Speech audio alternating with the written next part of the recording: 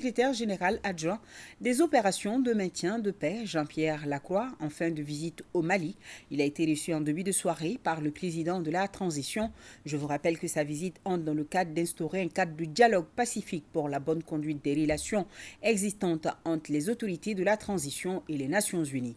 Les deux personnalités ont fait le point du travail que mènent le Mali et les Nations Unies pour soutenir la paix et la souveraineté de l'État.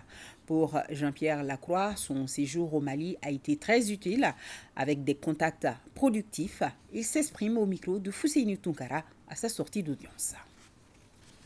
Nous avons fait le point du travail commun que mènent les Nations Unies et le Mali pour soutenir le retour de la pleine souveraineté de l'État, car c'est le but fondamental de l'action de la MINUSMA.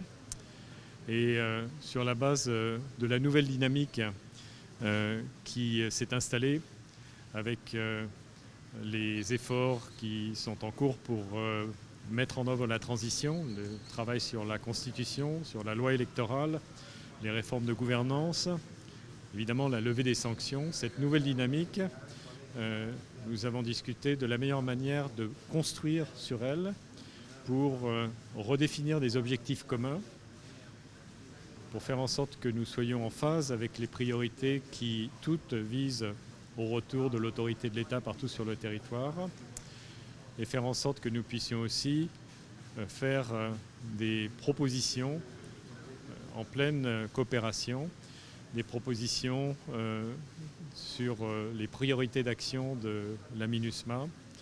Vous savez que le Conseil de sécurité des Nations Unies, qui a récemment renouvelé le mandat de la MINUSMA, a demandé que l'on procède à une revue stratégique de la mission. Donc c'est ce type de travail que nous voulons faire en étroite coopération avec les autorités maliennes.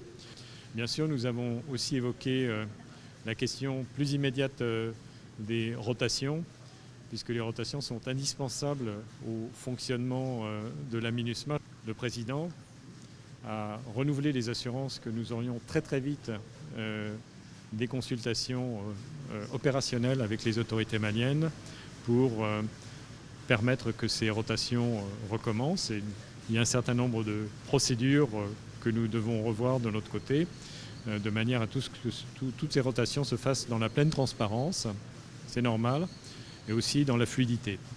Et encore une fois, mes remerciements au président, aux autorités maliennes pour ce séjour.